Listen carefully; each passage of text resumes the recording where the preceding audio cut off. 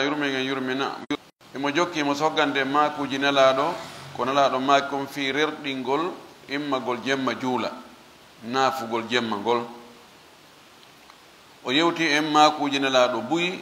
e kuuɗe ko nelaɗo waɗani o kon tigi golleji makko ɗin o immotono jemma o juula ko sakkitiɗen janngude e hadisaji ɗin ko hadis nene men Aisha radiallahu taala anha wonde nelaɗo no o ɓeydatano e hoore darɗe 10 ɗen ka naafugol jemma woni ko e suumaye wonna e suumaye o immoto o juula darɗe 4 no miijorɗa no ɗe wayi wo ka moƴƴugol majje juutugol e labegol sellugol jande juutugol ruku e sujuudu a hewtinaali o immo kadi o watta kadi fay 4 ɗen ɗon kadi haray kono ɗeeɗa wa o noon kono noon ɗen ɗon kadi wayi o immoyo o juula 3 4 e 4 woni 7 si 3 wattama ɗon woni 11 e yewti ko honno woni ko karmo koɓe ɓen ko ɓe maaki ko ɓe ko faanda kon e ɗen ɗum ɗon hande ko oɗo hadis watti wulure 153 fayin ko nene men Aisha fillimo o wi kanko nene men Aisha anna nabiya tabti wonde nulaɗo Allah on sallallahu alayhi wa sallam kana o wonino o laatinoke yanamu himo ɗanotono awwala leyli arande jemma on ka fuɗɗode jemma ɗon o huylotono nelaɗo men sallallah alih w sallam o hewatano hirugol ha sinara o heɓo hoɓɓe so juuli geeƴe o hirtike mo walade o ɗano wa yaqumu akhirahu fa yusalli o immoyo noon ka lannode jemma o juula ka jemma o lannoyta ɗon ko ɗon o immoto o juula kono ka fuɗɗode jemma kiikiiɗe kecco on ɗon o huylotono idan o ƴetta o jonnita ɓanndu makko ndun haqqe mayru on ka fuɗɗode jemma o jonnitoye allahu subahanahu wa taala haqqe mum on ka lannode jemma nde wonno wonki on tigui no jogui haqqe hoore makko fuutagol wonde seeɗa seeɗa ɓeygure makko nano jogui haqqe hoore makko o hirdugol e maɓɓe o yewtudugol e maɓɓe o yontugol ɓe haqqeji maɓɓe ɗin allahu subahana taala no mari haqqe hoore makko yon tigui jonnutu jon haqqe kala haqqe muɗum kanko ni o gerdayno o sendeno jemma on ka fuɗɗode arande jemma on ɗon ko huylagol ka lannode jemma ɗon ko juulugol muttafaqu alayhi no fotta sellugol o hadis ɗo hadis heeɗ ɗon on kanko watti wulure 154 وعن ابن مسعود اتام عبد الله بن مسعود رضي الله عنه قال اوي صليت مع النبي صلى الله عليه وسلم ليلة مجول دينو انلادو اون جمغو جماره فلم يزل نلادو سرتالي قائما هيمو داري هيمو جولا حتى هممت هامي همري مي ابي مي فالا بامر سوء في فياك بوندو هامي ميجي كو بوني mi yeɓɓi waɗugol ko boni min dari ha mi miiji bone qiila o wi'ana noon o arton ha ɗon o dari kanko ibnu masud min dari ha mi miiji ko boni o fanki ɓe wi'ani mono ma hamamta ko honno ɗon eɓɓuno honɗum himmunoɗa honɗum faalanoɗa hamma ko miijagol hunde ha faalende wadde ma maapo fi mayre honɗum miijinoɗa honɗum anninoɗa honɗum faalanoɗa wadde qala o wi hamamtu an ajlisa wa ada'ahu mi miiji yomi jooɗo yandi mi teto nelaɗo e daragol muɗum mi dari ka koyɗan fof muusi amru su non ko hunde nde moƴƴa o fuɗɗugol nelaɗo juulugol kanko ɓuri heccuɗude nelaɗo ɓe juula nelaɗo no dari no julde kanko o accito o jooɗo koko moƴƴi noon ɓe hatta e o ronki faala tun joni he mi jooɗo yandi yimɓe heɓi sifa ɗum ɗo ñande goo komi watta master mi ari makka sappo sakkitoron ko heewi kon ko makka min watta ka du'a nogay jeego no wette jeɗɗi cheikh abdourahmane Soudeys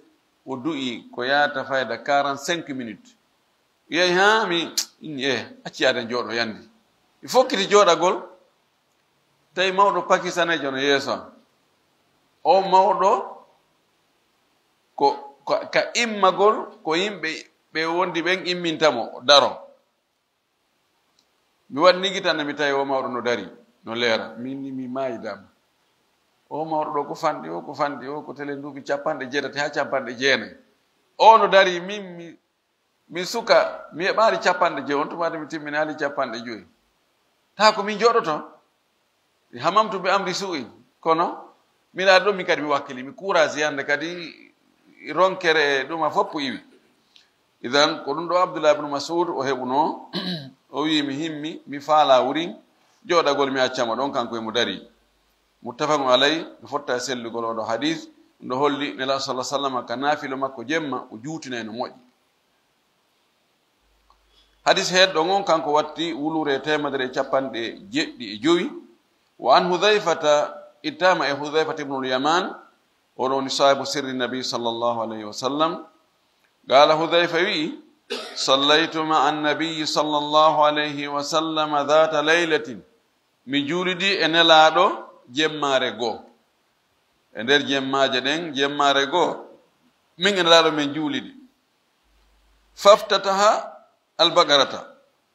o udditiri julde makko nde mbawa o gayni fatiha suratul bagara o gayni fatiha alif lam mim dhalika alkitab bagara faqultu wi umi ka wonkiyan yarka o indal mi'a no gasato heɓoyi ayeje 100 ɗon o waɗa ruku ɗon ndaru hay ka o naɓoyi ton ko ka ayeje 100 o wi no gasato hewtoyi ka aya 100 no gasa o waɗa ɗon ruku darde aranere nden o jangi o hewtoyi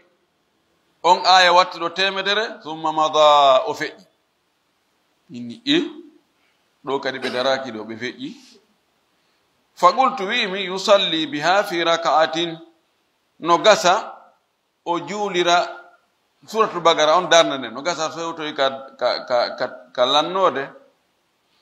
no gasa ɗon o daroyo ɗon o waɗa ruku no gasa famada ɗon kadi o yewti o gaynigol o feƴƴi o wi faqultu yarka'u biha o wi miiji kadi fayin no gasa ko ngol ɗon o waɗita ruku ɗon wawi haala kan no wawi tawi ko fillitika an yusalli biha fi raka'atin o juulira e cortewol ngol darde nden e yarka o biha o waɗira e cortewol ngol ruku mana on ko gooto summa aftataha annisa so wona hara o nastu ɗo no woodi ko ɗoyti e makko fota e dartede ka sawi muslim no wani mi wasi tawi ɗo fajuwa no woodi ko woni hakkunde muɗum ɗo min ɓeyda e dartande en ka sawi muslim o sum maftataha annisaa o fuɗɗoyi suratu nisai suratu alimrana no ɗon o ƴettoyi kisan ɗum ko darde wotere ni goyi o jangi bagara ha lanni few ɓawo fatiha o fuɗɗoyi suratu nisai faqara aha o jangingol ha ngol gasi sum maftataha ali imran o udditoyi noon o fuɗɗoyi kadi suratu ali imran ɗum ɗo holli wonde no sella ka alqur'ana on ƴettoya ley yiltoɗa arta dow ma ƴetta dow yaha ley fof no sella ka juulugol o ɗo woni dalil ko hollata wonde joni yawawi juulirde inna joni ko inna atayna e inna ansalnahu ka darde arnere ɓawa fati o waɗa inna atayna ngol ɗo wontiri ley fuɗɗorangol ɗon darde ɗimmere nden watta inna ansalnahu mana ƴettira ley ƴawra no dagi ka daga kon no dagi few no woodi sikkuɓe ɗum sa waɗi ɗum yi o ƴawru so faala yo julde so faala yo ƴawru faqra'u ma tayassara min alquran allawi jange ko newani o e alquran wi kala mbowka kanko anda kon e nela sallallahu alaihi wasallam sahaba ben ko iwrugol dow ƴawra e jolda ka darde aranere janga wongol dow darde ɗimmere nden watta ɓawa fatiha on wontirgol ley o wudditi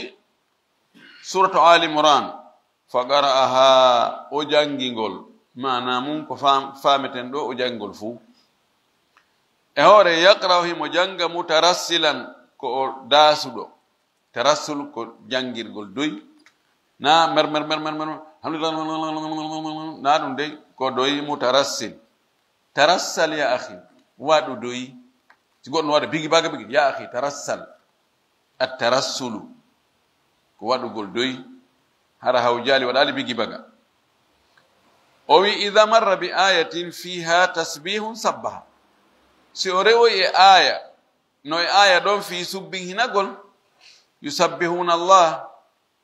o wiya ɗon subhanallah kala aya tindinɗo fi seningol allah so o rewi on aya o wiyay subhanallah wa idha marra bi su'alin sa'ala so o rewi e aya kadi tindinɗo fi toragol allah o toro allah ayi jaka wona jande nden tun hay du'aji no nder ton wa idha marra bi ta'awudhin ta'awwadha so o rewi kadi e aya tindinɗo fi molagol allah lette ma molagol allah fitinaji molagol allah boneji o wi a'udhu billahi min kadha o wi thumma raka'a on tuma ton waɗi ruku'u fa ja'ala yaqulu o fuɗɗi himo wi'a e nder ruku'u makko on o maka subhana rabbiyal azim subhana rabbiyal azim sena e wodani jeeyiɗo lan mawnuɗo on laaɓal senaye mangu teddungal wonani jeeyiɗo lan on mawɗo fa kana laati ruku'uhu ruku'u makko on nahwan no nandi no ɓatti fayda no fota min qiyamihi e daragol makko ngol ko dari o jangu fatiha o watti suratul bagara o watti suratul nisa o watti suratul al imran oy ruku makko kay fayda no ɓatti ɗum ɗo telen wano ɗum nahwan telen wano ɗum thumma qala o mako e noon sami allahu liman hamida rabbana lakal hamdu almami hawta e ɗiɗo ɗiɗino ɗum ɓuri sellude o maki sami allahu liman hamida allah no nana wonɗomo e yettude o watti ɗon kadi fayin rabbana jeyɗo men lakal hamdu yettore nden ko an jeynde summa qama tawilan o dari ɗon kadi ko juuti gariban ko ɓatti mimma raka'a ko wanno ruku ko o darti ɗon ha la ilaha illallah summa sajada on tuma ton ko sujjoyi fa qala o makka sujudu makko ɗon subhana rabbiyal a'la senaye wodani jeeyɗo lan ɓurɗo towude on fa kana laati sujuduhu sujudu makko kadi gariban no ɓatti min qiyamihi e ko darino kon darande makko nde he ɗo ari weyti fayda rawahu muslim ko filli waɗi hadis ko imam muslim ɗum ɗo ko naafe si a naafude an ko allami hoorema no fa allah o juutinir si tawi noon yo almi yimɓe ɗo on na allami hoorema ɗo ko woɓɓe laamiɗa ɓe laamiɗa ɓen a ndaranayɓe no e maɓɓe toon nayeɓe woɓɓe no toon ko nawnuɓe woɓɓe no yangoyi no ronki no wi kote madina ɗo ha no anide hoore mum woɓɓe no jogi haajuji bonayɗi ɗum ɗon ko ya hawrin dey ko naya juutin ha tampinaɓe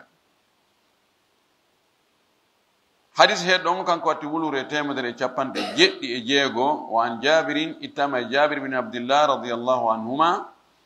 qala o wi'i su'ila rasulullahi sallallahu alayhi wa sallam ayu salati afdalu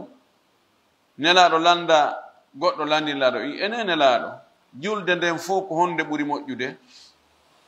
qala o maaki tulul qunuti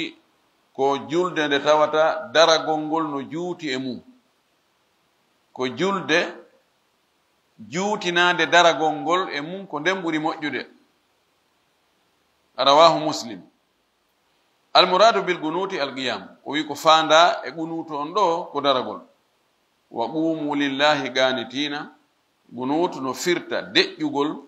no firta yankinagol, no firta daragol.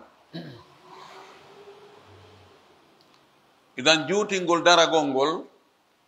si wonti jutni daragol ngol, o jutine jangugol ngol. Jangugol ngol kala harferde janguɗa ɗamari baraji 10. Andi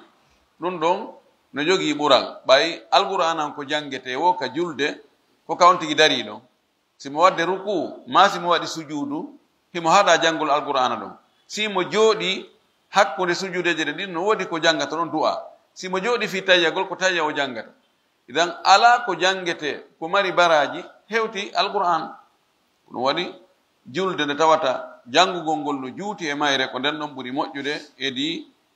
julde nde tawata ko sujudu on tigi ɓuri juutinde ma ko ruko on tigi ɓuri juutinde. Hadis heɗɗo o kanko watti wulure 177. Wan Abdullah ibn Amr ibn al-As radiyallahu anhuma, ittama Abdullah ibn Amr ibn al-As yo Allah weltanamo kanko e ben makko ɓe ko sahabajo ɓi sahabajo, anna rasulallahi sallallahu alaihi wasallam qal, wonde nulaɗo Allah on maaki, ahabbu salati ila Allahi salatu Dawuda. Julde nden fof ko ɓura yiɗede ka Allah, julde nde Allah ɓuri yiɗude nden ko julde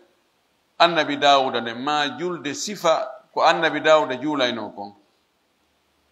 Wa habbu siyami ila Allahi siyamu Dawuda, korka ɓurta yiɗede ka Allah ko sifa korka ka annabi Dawuda hoorayno kan. Ko honno annabi Dawuda juulirayno, ko honno annabi Dawuda hoorirayno. En andi o juulayno o hoorayno. Enen kadi en waɗirgol sifa non ko non ɓuri moƴƴirde, ɗum ɓura yiɗede ka Allah. Laaɗo maaki kana yanamu nisfa leyli, o laatno kanko annabi Dawuda himo dartono juula feccere jemma. Wa yaqumu sulusahu, afwan, kana yanamu nisfa leyli, himo ɗantono feccere jemma. Jemma feccere aranere nden fof para mo ɗaani hay 0 heure. So fini ka feccere jemma, wa yaqumu sulusahu, o immo o daro o juula tataɓal jemma o. Lutti hon ɗum, lutti 9. Wa yanamu sudusahu, o ɗanoyo 9